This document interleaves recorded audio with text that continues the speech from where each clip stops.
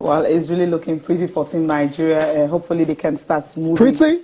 That's not the word here, Cecilia. Come on. Far from pretty. Okay. Far from pretty. I mean, it's a shame. Antoine X, that's the national record holder for the 110 meters holders. He actually started this particular crowdfunding sourcing long time ago. Perhaps he knew what was coming. He didn't wait for the letter or the mail to reach him at all. He just started. So, okay, Austin is standing right there at the Abuja studio. So he will be joining us to talk about the Infantino visit. Yep. I mean, what's happening in Abuja. I know that so many people talking about the visit, how well is it going to help development Nigerian football and all. I mean, Austin, good morning and welcome to the program. Good morning. Good to have you. Good morning, Tayo. Yes. Good to join you guys on the program. Tayo, you made me laugh. 11 days to go. I still don't believe it's pretty for Team Nigeria. But anyway, let's see how it goes. It's really harsh. It's really harsh, Austin. I mean, the FIFA president, he's right now in Abuja. They arrived yesterday. You've been monitoring everything. So tell us, what has been happening since yesterday when he arrived? It's been fun. It's been heartwarming. Officials of Nigerian football, they like the fact that they brought the FIFA president, Gianni Infantino, to Nigeria. He landed at about 4:30 p.m. yesterday at the Nnamdi Azikiwe International Airport. Amidst excitement, there were some traditional dancers on hand to welcome the president. There were also some protesters that didn't want him to know that football looked pretty in Nigeria, but all of that was handled. And then after that, he went straight to where he's going to be staying. And then he met with African Football Federation's president. There are about 20 of them, Cecilia and Tayo, and that's really good for Nigeria. And most of them were at the airport to welcome the FIFA president. And you see, he was all smiles. He likes Nigeria. He says he hasn't seen any country with the sort of passion we have for our football.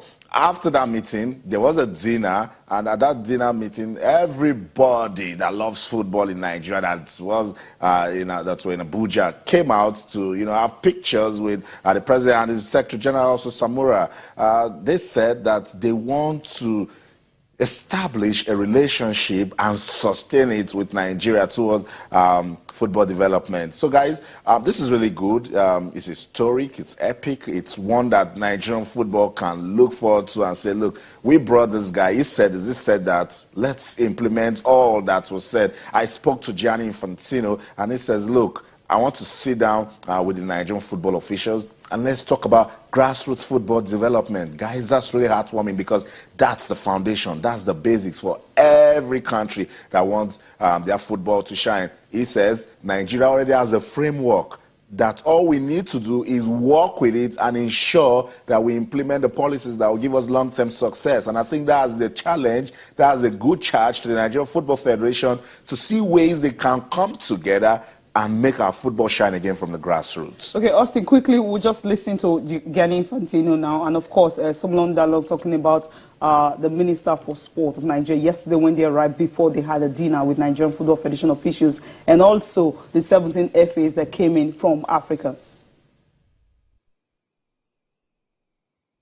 Very important. It's important to be here. It's important to be in Nigeria. It's important to be in Africa on my first official visit together with the new Secretary General of FIFA, Fatma Samura, an African lady. So we are here meeting, of course, the Nigerian people, the Nigerian FA, but also some 20 other presidents of African football associations to discuss about how we want to change FIFA, how we want to bring and implement the reforms, transparency, good governance, but also how we want to focus again on football. Africa is a crucial continent. Africa is a football continent. Africa is a continent that loves football, that lives football, and for this reason it is important that the efforts of FIFA are going as well to Africa in order to develop and to make the game prosper.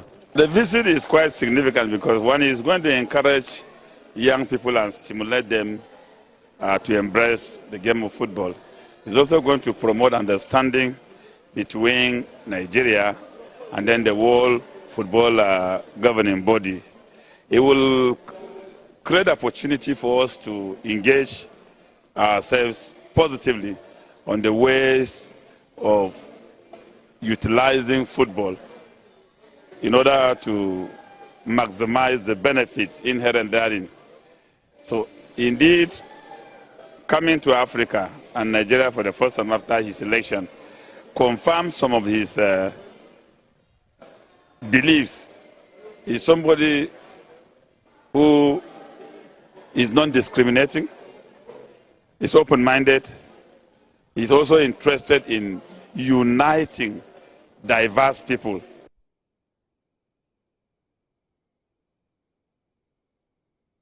Okay, you just heard from Infantino, Gianni Infantino, FIFA president, of course, Solomon Dalong, sports minister. Okay, we'll go back to Abuja now, where Austin's talking about the visit, what has happened. He will also be joined by the Zimbabwean FA president. Austin, you've seen about 17 FA presidents from Africa, different African countries, from Zimbabwe to Ghana and everywhere across the globe. What are all of them saying concerning Nigerian football? Cecilia, the dinner ended at about 10 p.m. and then they got into that crucial, very important meeting for African football leaders. That meeting lasted till about 2 a.m., early hours of this morning. What were the African leaders saying? We want a voice in international football politics. We want the same developmental attention that is being given to Europe and the Americas to also come to Africa. They told the FIFA president, look, you've come, you've seen the passion that we have for our football. We need support. We need support to take it to the grassroots. We need support to go back to the schools. We need support to do developmental programs, to play competitions. And the importance of the meeting was that they were all speaking with one voice, and that voice had a certain message called development. Everyone at that meeting, they spoke to the FIFA president. They said their hearts to him that, look, we like your passion. We like the fact that you're young and then you're ready to work with Africa. Nigeria is respected. Nigeria is the big giant of African football, and you've come here and we're here with you also. When you leave, don't forget all that you have said to us. We are interested in developing African football. For the FIFA president, you also heard him when I spoke to him. He says it's about time we bring integrity and transparency to football in Africa. I think that's another important message for the Nigerian Football Federation, because if there's integrity, if everyone is transparent, if everyone is accountable, if we do the right thing, corporate Nigeria will come into football to put their money, knowing very well that in the long term, they will see success. Yeah, definitely that is what is important, because that transparency is really important when we talk about African football, especially situation where you haven't contract being signed, no details of it. There's still issue with the Nike deal for the national team and everything and all that. Now, that transparency issue, it's something that really need to be focused on. Now, you're supposed to be having the FA president from Zimbabwe. Is he right there with you in the studio? If you can ask him one or two questions. No, he's not in the studio, Philip Changwa, but I spoke to him, and Cecilia, he's so excited to be in Nigeria. He described Gianni Infantino, the FIFA president, as the third most powerful man in the world after the Pope and Barack Obama. And he says for him to come to Nigeria, that is very, very heartwarming for not just Nigerians, but for Africa in general. They're still having a meeting this morning. I tell you, it's a very serious visit, this visit that the FIFA president is paying to the country. So the African Federation presidents, they can't come out. They're having that meeting this morning. Then they prepare to go see the president at the villa. The president is expecting them at about 2. Then, at 4, there will be another 13 exhibition match at the National Stadium. It's a busy, busy day for them. But Philip Changwa is so excited. He says, look, that he's also looking at what Nigeria is doing, that wow, that look at how everyone came out for this visit, that he wants to take the same thing to Zimbabwe. And of course, there were also some bragging rights, keep making noise about how they're qualified from the Kosafo region and all that. But I asked him if he plays Nigeria, can he win? He says another time we'll talk to me about that. Definitely. I mean, you're talking about transparency, you're talking about accountability. I mean, after the last FIFA Congress in Mexico City, it was revealed that all member associations now will get $1.25 million annually, for to develop football I just wonder how, a lot of these sporting, a lot of these football association presidents or football associations, how they can best utilize, these grants, because you're talking about accountability and transparency. In Africa, that seems to be a very, very big issue. Yeah, Tayo, and that's because sometimes when you see the debts that some of these federations have, you know that grant coming from FIFA is almost nothing for them, because they're supposed to use it for developmental purposes, and then you find out they've not paid coaches, you find out that they've not paid for match venues, you find out there's a backlog of debts here and there, and then they take that money and say, look, let's use some of it to offset this and offset that. But accountability, Tayo, I like that word, is very, very important. That's what the FIFA president emphasized, that look, if we are accountable, if we know that this is supposed to be used for this, and then we get people that are transparent, people that are that have integrity, credible leaders to ensure that this fund that is earmarked for this purpose is used for that purpose, then Africa will be fine. Yes, FIFA can support in their own little way, but hey, we have a market in Africa. We need people, purpose-driven leaders. We need visionaries to step up, find a way they can put our football together. Look at what little countries Jamaica is doing with athletics. Look at what Kenya is doing with athletics.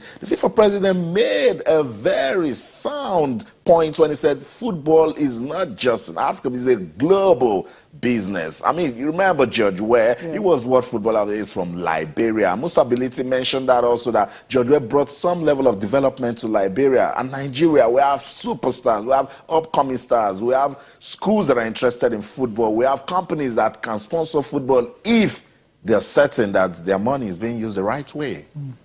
I think that's the most important thing when you're talking about development and transparency. Now, talking about international ex-footballers and all that, do we have many of them, welcoming FIFA president, maybe the male and former female footballers? Do we have any of them around there? Of course, Cecilia, everyone is busy, but I saw the Prince of Monaco, Victor Ekpeba, yesterday. He was here, he was excited, he likes the visit. Mutia Adepoju was also around. Joseph Yobo stopped by just when the dinner was ending. And of course, a lot of them just, sending goodwill messages, but I'm sure, you will see most of them today when that Under-13 exhibition match is being played. But they have the goodwill for the FIFA president, and they said, look, we're ready to also work in our capacity as ex-internationals. Before we let you go, now before we go on our break,